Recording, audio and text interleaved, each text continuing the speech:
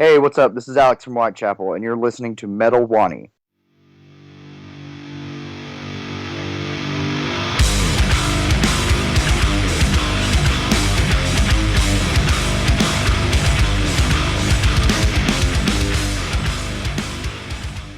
Hey Alex, this is Sairaj from Metal Wani. How are you doing? Hey, I'm doing pretty good. How about you? I'm doing great. Let's talk about the fresh bit of news from Whitechapel. You guys are gearing up for a tour starting this weekend, and then you have a North American tour with Devil Driver and Carnifex. So, what are the plans this time? You're going to unleash some new songs or something? Yeah, we just finished up a little 10-day run to, uh, it was for the release of R Endless War, Hmm. and we were playing some new songs on that, so we'll continue to play those songs. We were playing the title track, R Endless War, Hmm. Saw's the Law, Hmm. Mono, and Worship the Digital Age. Great. So those will definitely be in the set list for all the upcoming tours. And Hmm. yeah, we're about to head to Mexico this weekend for a little run. We're Hmm. playing 2 headlining shows and 1 show supporting Behemoth, so we're pretty stoked Hmm. about that. And then after that, have about a week off, and then we start the Devil Driver run. Great. That sounds absolutely brutal. Now, let's talk about the new album, Our Endless War. I believe it released a week back. So, how's the response been so far from the fans and critics? It's been really good. It actually just released on Tuesday, Hmm. so it was only like 2 days ago. Oh, all But right. so far, yeah, so far the response has been amazing. Mm. It's so far it's number 1 on the rock and metal charts on Wow. iTunes. So that's a really good sign so far. Great. And so we're just really stoked to next week to see those first week numbers and see how the album does and Mm. this is definitely our favorite album that we've ever put out. So Cool. it's just really great to see all of our fans get behind it and support it. That's really good to know. And about the chart success for Whitechapel, your previous two albums actually appeared in the Billboard Top 50. They actually rated up so high. So, how does it feel to know that music as brutal and as extreme as yours actually makes it on popular charts like these? I bet it's a really good feeling. Yeah, it's really awesome that we can you know make the music we want to make and Hmm. not have to put singing in it or make it sound poppy or anything Right, right. just to be able to chart on the Billboard and stuff. Hmm. So we're looking forward to seeing where this album is going to land on there too. Good, good. And I hope it really does great because the album sounds awesome. Thank you. Now, what exactly would you say that the band wanted to convey through the album Our Endless War? Did the band did you guys want to convey anything special, make a statement of any kind through this album? What would you say?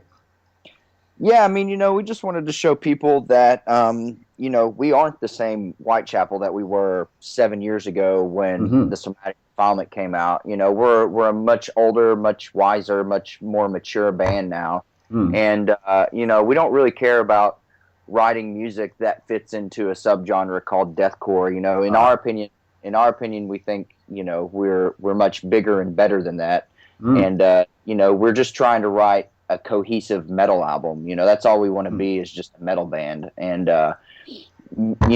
and I feel like that we're not compromising on quote unquote brutality or Mm. heaviness or anything like that. It's Good. not that we're not trying to sound any less heavy. We're Mm. just trying to put out music that's I don't know, it's just a little more mature, a little more uh, something that a wider audience can grab a hold of. Mm. That sounds really good, and it's good that you mentioned the label Deathcore because I think this is what has made Whitechapel stand out in the saturated genre that quote unquote deathcore really is. So, what are your thoughts on that? Yeah, I mean, and that was our not really our plan. We weren't really like, well, we need to do something to stick out from the rest. Mm. But we definitely felt like we needed to. I don't know. We didn't do it intentionally. You know what I'm saying? Like Ah. we realized that we needed to do something, but it wasn't like we sat down and we were like, hey, let's write a record that's gonna uh, you know, take us out of the deathcore genre. Like we just Ah, kind of like it just kind of came naturally, okay. and um, I think that really started on the self-titled album. Mm, I think that's where we really started kind of taking that approach where we were like, hey, we're just a metal band. We're just going to write, really well written metal songs. mm. And Our Endless War is definitely a progression of that. Great, great. Now, in the aspect of Our Endless Wars production, you guys have stuck with Mark Lewis once again. So, what does he bring to the table that makes your records unique? What's it like working with Lewis? It's great. He's honestly about relatively the same age as us. So Oh, it's really cool getting to work with a producer that is also pretty much your friend, mhm, and because when you get into a big studio with big name producers and stuff, mhm. bands can get kind of nervous and maybe start doing things that they don't really feel comfortable with doing. Ah, And but with Mark, to for us, he's just pretty much like another member of the band. He just gets our sound. He gets what we need to sound like, mm, and as far as tones go, whether it's guitar tones, drum tones, or how the vocals should sound or anything like that, like mm. it's all just on point with what we want to sound like. So, working with him is real easy. It's not too hard. Getting a really killer mix out of him. That's great. That sounds like some really good work on Mark Lewis's end. Now, Yeah. yeah. Now, talking about the sound and tone of Whitechapel, amidst the three guitarists that Whitechapel has, what would you say your role is in Whitechapel's sound amidst the three guitars? I definitely take more of the rhythm approach. I don't do any lead work or anything like that. Uh, Savage does all the leads, mm, and I guess stylistically, me, Ben, and Zach all bring something different to the table. mm, You know, Ben has a more melodic approach. He writes a lot of like the melodic like the chorus of "Our Endless War." It's very melodic sounding, and he wrote that. mm, And Zach writes, I don't know, a lot of the more kind of black metal sounding stuff or death uh-huh, metal sounding stuff. Like he wrote the song "Blacked Out," mm, which is a very fast song. It has like some almost kind of black metal-y kind of parts in it, like the chorus. mm. And I guess I write more, I don't know, you call it mainstream kind of metal stuff. Like Okay. I wrote "Saw's the Law," which sounds, it kind of sounds like Meshuggah sort of, and Mhm. I love bands like Slipknot and Deftones and stuff like that. So that's definitely where my influences come from. Good, good. That sounds like a really varied approach right there, you know?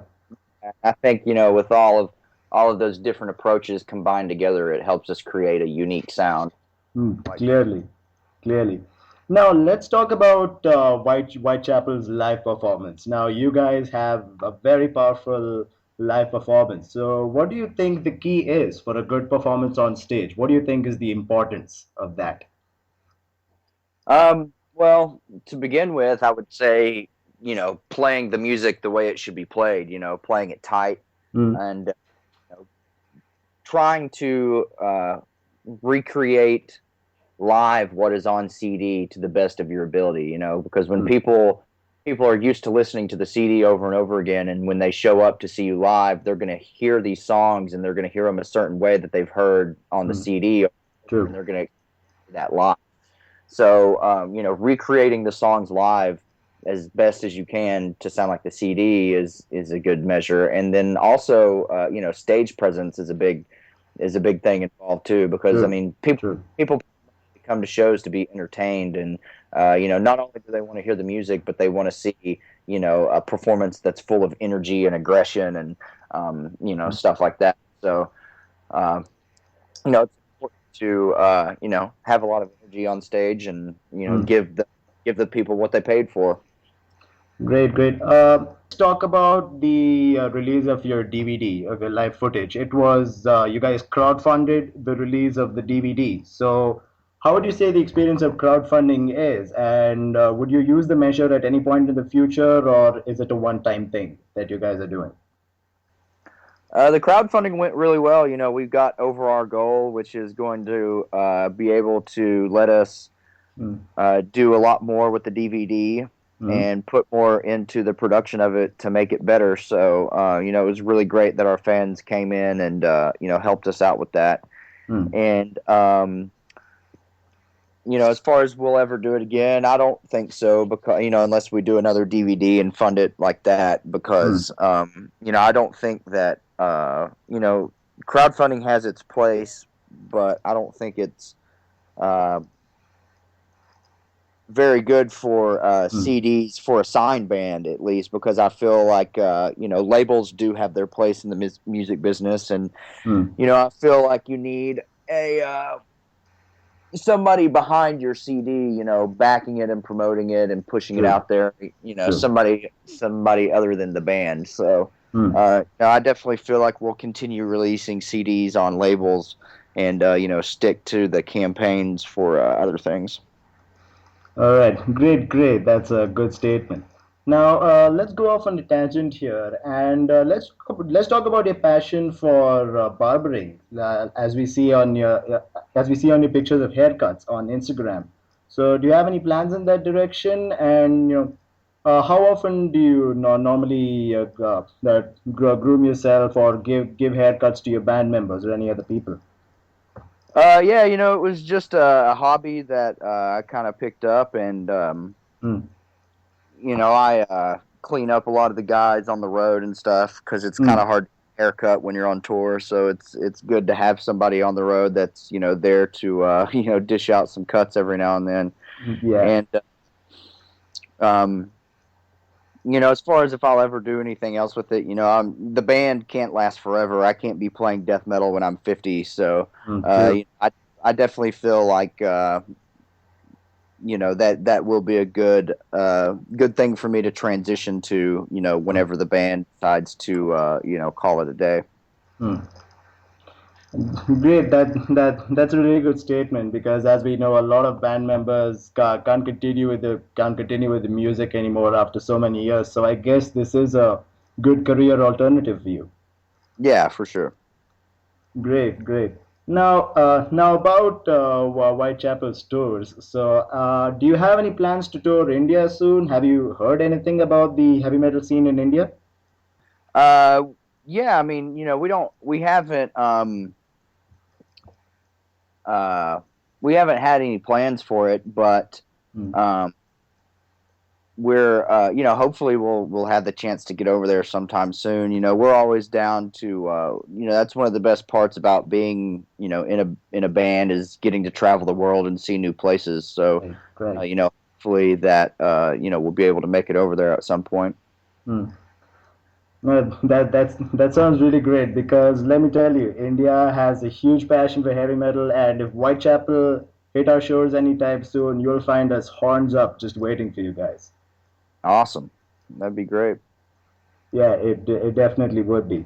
Now, let's end on this note. How would you define the new album Our Endless War in one sentence? Just give us one sentence. uh